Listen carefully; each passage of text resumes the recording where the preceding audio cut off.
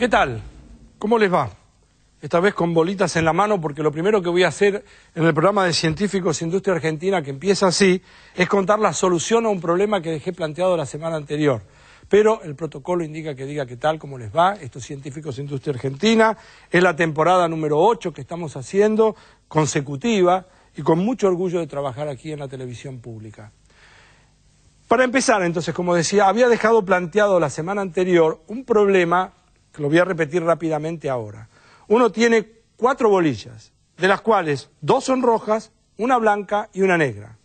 Yo, vamos a suponer que pongo las 4 bolillas acá, no miro, mezclo bien y saco 2.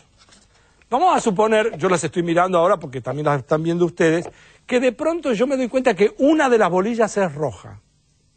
¿Cuál es la probabilidad de que la otra sea roja también? O sea, yo saco 2 sin mirar. Tomo una y veo que una es roja. ¿Cuál es la probabilidad de que la otra sea roja también? Y entonces aquí quiero pensar con ustedes. Fíjense cuáles son todas las posibilidades que hay. Hay 2 bolillas rojas que las voy a llamar R1 y R2. Hay una bolilla negra y una bolilla blanca. Entonces, al extraer 2, ¿cuántas posibilidades hay? Podría haber extraído la negra y la blanca. Puedo extraer la negra y la roja 1, la negra y la roja 2, la blanca y la roja 1, la blanca y la roja 2, o la roja 1 y la roja 2. Estas son las 6 posibilidades, no hay otras. ¿Estamos de acuerdo?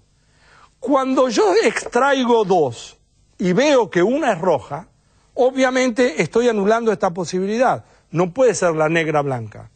Tiene que quedar una de estas. Es decir, que al mirar que hay una roja, quiere decir que estoy en una de estas 5 posibilidades. Y en estas 5 posibilidades, ¿cuándo la otra es roja? De las 5, la única vez que es roja es esta, cuando elegí roja 1 y roja 2. ¿Qué corolario puedo sacar? ¿Qué moraleja puedo sacar? Entonces, de las 5 posibles maneras de extraer 2 bolitas donde una es roja, solamente una tiene la otra roja también.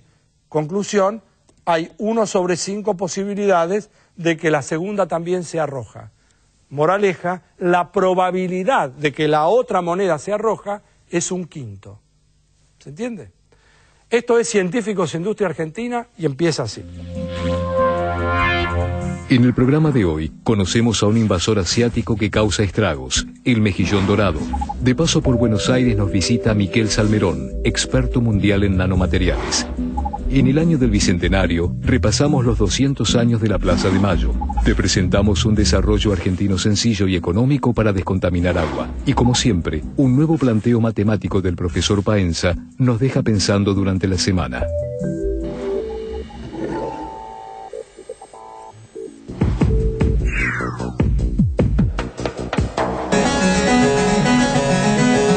Una especie invasora avanza implacable por la cuenca del Plata, el mejillón dorado. A su paso, provoca grandes problemas ambientales y económicos. Yo estaba estudiando los moluscos del Río de la Plata cuando de repente en el año 91 voy a buscar unos gasterópodos a unas rocas, unos caracoles a unas rocas del Río de la Plata, y me encuentro que en lugar de caracoles también había mejillones. Mejillones en el agua dulce, en el Río de la Plata. Eso es imposible de comprender. Gustavo es un biólogo que en 1991 dio la voz de alarma.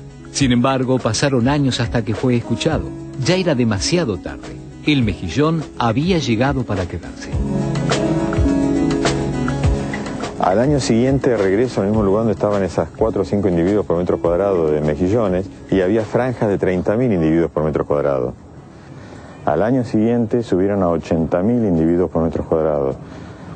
Y a los 2 años llegaron al pico máximo, 150.000 individuos por metro cuadrado. Ustedes pueden ver que están unos sobre otros, desde los más grandes a los más chiquititos.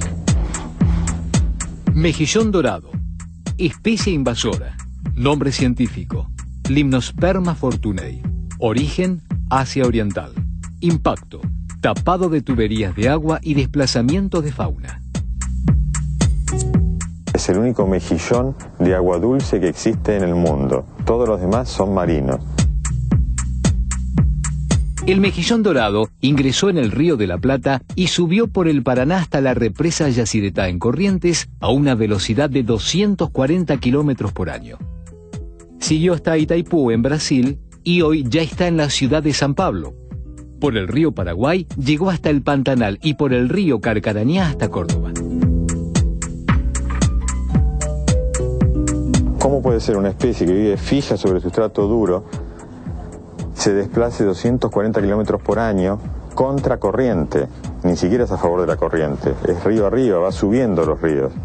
Es el hombre que en su ignorancia, en su falta de educación, en su falta de conocimiento de este nuevo problema que ocasiona la Hypnoperna fortunei, que se pega a embarcaciones, que las larvas viajan en el agua que lleva a la gente como para carnada viva, para pescar. Todo eso lo está transportando por carretera o por embarcaciones a través del agua.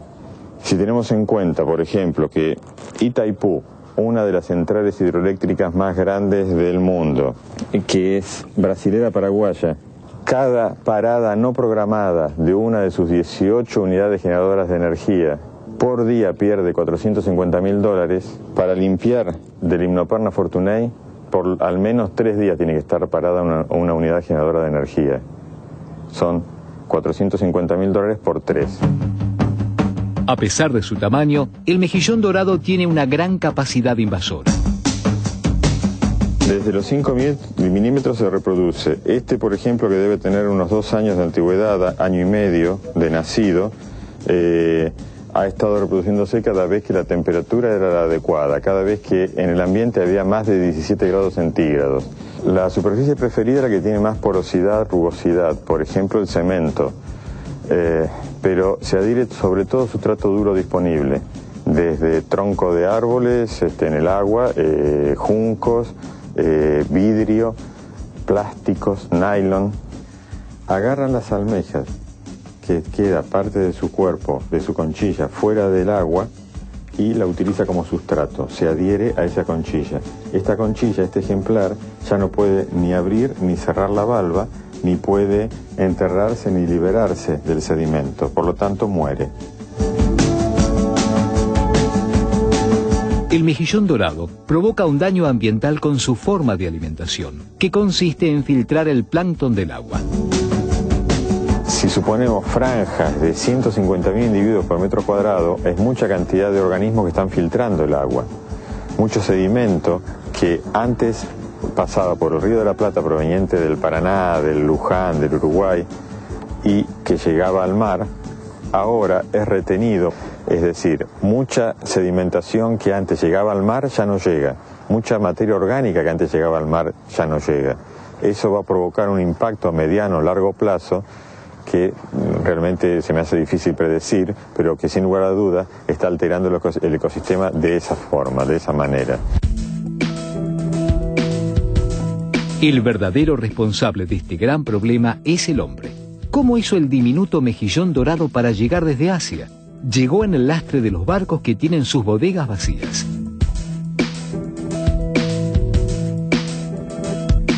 Se dieron cuenta que no era económico tener lastre sólido. Y que dijeron, qué mejor que esto, agua. Llenemos las ciertas bodegas del barco con agua como lastre y deslastramos cuando llegamos a puerto de origen, de destino, perdón. Eso hace que esté viajando por todo el océano especies que de otra forma no hubiesen llegado de un continente a otro, larvas de esas especies microscópicas. Gustavo y otros investigadores se preguntaron cómo controlar y prevenir el avance de este invasor. En el próximo bloque te contamos a qué conclusiones llegaron.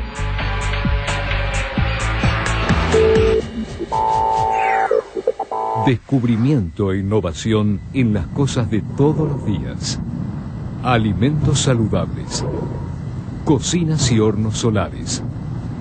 Hormonas de crecimiento. Planes de prevención de adicciones. Tecnología para satélites y para viviendas económicas. Cultivos resistentes. Nuevas fuentes de energía renovables. Medicamentos y terapias contra diabetes, cáncer, Chagas. CONICET. Argentinos en las cosas. ¿Va a llover hoy? A ver. No, no me duele. Anda tranquila, no va a llover. Nos vemos. Qué bueno que la rodilla de la abuela empiece a equivocarse.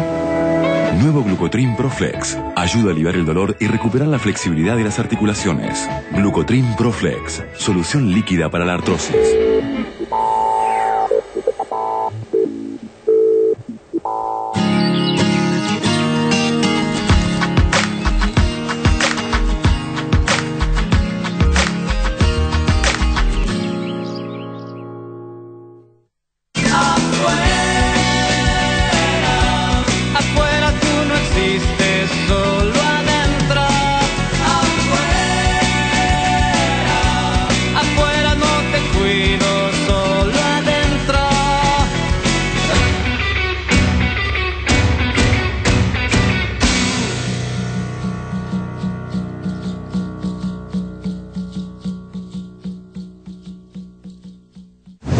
Nos van a masacrar.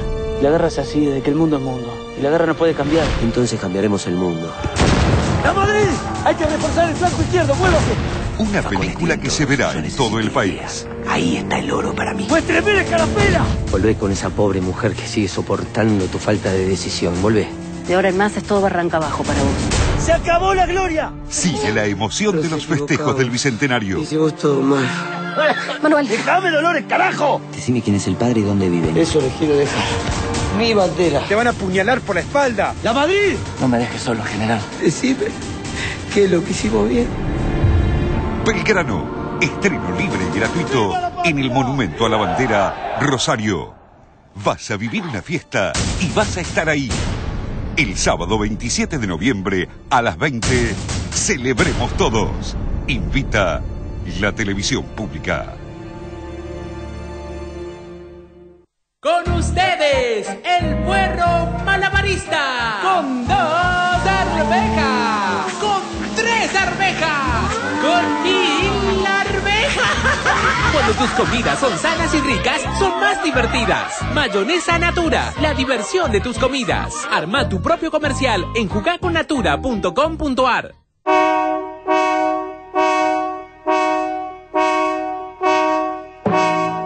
Un medio apagó sus voces.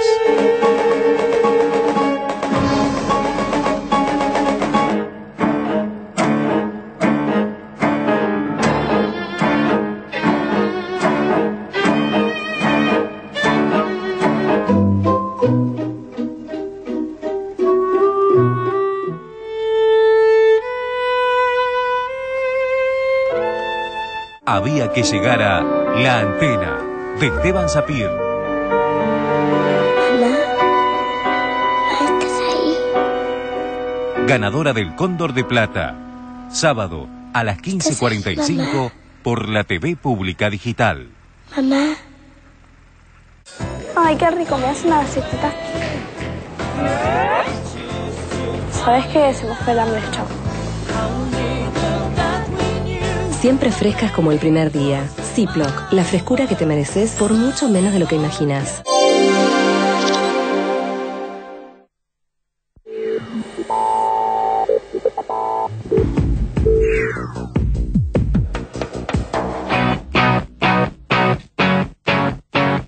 El mejillón dorado llegó a nuestro país para quedarse. Apiñados por millones, forman paredes de hasta 10 centímetros de espesor y taponan tuberías de represas y plantas potabilizadoras de agua.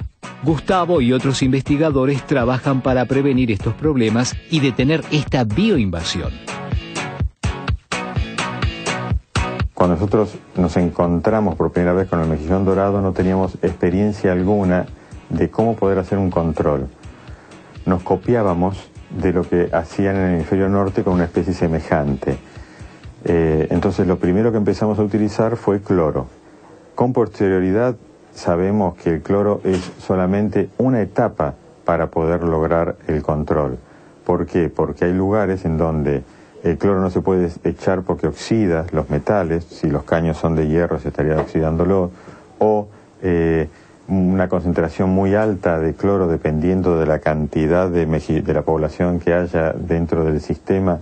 Hay que echar mucha cantidad de cloro y el cloro con la sustancia orgánica se mezcla y forma trialometanos, que son sustancias cancerígenas. No se permite echar mucha concentración de cloro. El camino que encontraron es el desarrollo de las llamadas pinturas anti-incrustantes. Primero, la pintura puede actuar sobre la larva del mejillón, indicándole que no es un lugar apto para fijarse, o directamente afectando sus mecanismos de alimentación, con lo cual muere la larva. Juan José trabajó durante 3 años para conseguir buenos resultados. Las primeras pinturas contenían pesticidas derivados de sustancias inorgánicas como el cobre y el zinc. Las nuevas tendencias es a no usar nada. Es decir, en realidad reemplazar, por ejemplo, esos dos óxidos inorgánicos por una combinación, por ejemplo, por un compuesto derivado de los taninos naturales. Por lo que hemos visto, bueno, llevamos una ventaja, porque el que mejor funciona en estos casos es el tanato de quebracho colorado, que es el que, bueno, nosotros producimos en mayor cantidad. Hoy, la erradicación total del mejillón dorado es una tarea imposible. Tenemos que convivir con el mejillón. El mejillón dorado ya es nuestro.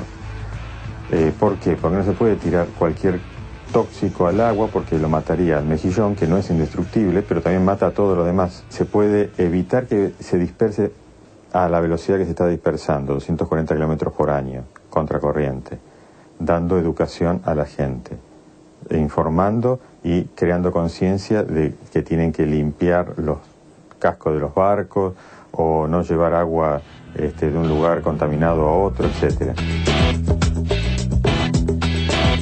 Después de tantos años de trabajo, Gustavo ya advierte cambios de actitud frente al problema. Caso típico son las dos centrales térmicas que se hicieron sobre el Paraná últimamente, Central General Belgrano y San Martín, que nos contrataron a nosotros para poder hacer ya a nivel planos, antes de iniciar la obra, los medios ingenieril, arquitectónicos, de diseño, como para poder prevenir la invasión. ¿Sabías qué? ¿Sabías qué?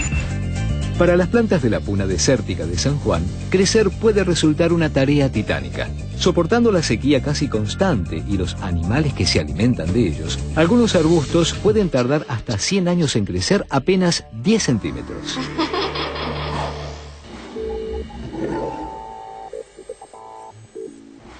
Vamos a hablar ahora en el programa con Miquel Salmerón. Nos visita hoy Miquel Salmerón, físico por la Universidad de Barcelona, máster en física por la Universidad Paul Sabatier de Francia y doctor en física por la Universidad de Madrid. Director de la División Ciencia de Materiales, Laboratorio Lawrence Berkeley, California. Presidente del Consejo Científico del Instituto Catalán de Nanotecnología, España. Profesor visitante del Instituto de Nanociencias de París. Claro, digo Miquel, y seguramente como te debe pasar mucho en Estados Unidos, deben estar sorprendidos. Miquel parece un error de imprenta, ¿no? Parece un error de imprenta, y lo corrigen muy amablemente. ¿Sí? Restaurando mi nombre, el de Miguel. Pero transas al rato. Ya claro, uno, no, a mí no me importa tanto, no soy tan agarrado y quisquilloso, ¿no? Ahora, estás involucrado en uno de los, si uno tuviera que hablar de los lugares de punta en la historia del siglo XXI, uno debería decir, la nanotecnología ciertamente es todo lo que uno imagina para el futuro. ¿Es una percepción equivocada la que tengo? Yo creo que no, yo creo que has dado en el clavo y que es una de las grandes avenidas para el futuro de la tecnología, de la ciencia y de lo que se espera, quizás fundadamente o infundadamente lo veremos, para el futuro desarrollo de la industria, la tecnología, etcétera. Ahora, la percepción que hay, porque también depende de quién sea la persona que está percibiendo, pero hay una percepción, yo voy a ponerte algunos ejemplos que se me iban ocurriendo hace un ratito, que posiblemente sean no muy afortunados, pero yo recuerdo cuando apareció la aspirina, o cuando apareció, por ejemplo, la penicilina, o cuando aparecieron los corticoides. En ese momento, por ejemplo, el corticoide parecía que era la droga mágica que curaba todo, y después uno se enteró de que había una cantidad de cosas que no solamente no curaba, sino que producía, generaba peores enfermedades. La nanotecnología todavía está vista desde afuera como una cosa que parece que podría llegar a resolver todo, pero también presenta un montón de potenciales incógnitas. ¿Por qué no nos ayudas a pensar un poco sobre esto? Bueno, lo que dices es totalmente cierto, y quizás los científicos deberíamos ser los primeros en llamar la atención de que, bien, estas son más promesas más que otra cosa. En algunos casos ya se han dado realizaciones prácticas del poder de la nanotecnología y de cosas que se han podido producir, sobre todo en aplicaciones a la medicina. Pero muchos de los riesgos que uno puede incurrir con el uso de nanomateriales se desconocen. O sea que si uno quisiera ser totalmente neutral en cuanto a los beneficios y a los que pudiera aportar a la humanidad, habría que dedicar tanto tiempo a la investigación de nuevas propiedades de esos materiales como de los riesgos que pueden incurrir. Y bueno, hay muchos científicos evidentemente que se ocupan de eso. Ahora, la imagen que yo me hago, me pongo en tu lugar, y me gustaría que hablemos de los nuevos materiales, por un lado, pero por otro lado, llegar a un laboratorio en donde uno pueda ver, porque hasta aquí lo que uno veía, determinadas, las ve indirectamente, pero ustedes logran ver moléculas, ven... ¿Por qué no me explicás un poquitito lo que ven? Porque ya ese es un salto cualitativo hasta llegar a la composición propiamente dicha de la materia. Bueno, los nanomateriales, primero hay que fabricarlos, hay que aprender a fabricarlos. O sea que ya el desarrollo de las técnicas de síntesis y de fabricación de materiales ya es por sí solo una rama completa. Pero una vez tienes los materiales fabricados, tienes que verlos. Ahí es donde está tu pregunta, ¿no? Tienes que poder mirar y ver dónde están los átomos, cómo se han puesto, cómo se han arreglado. Y eso significa microscopios muy poderosos que hay que... Muchos de estos microscopios se han inventado para la nanotecnología, que no existían antes. De hecho, incluso lo diría al revés.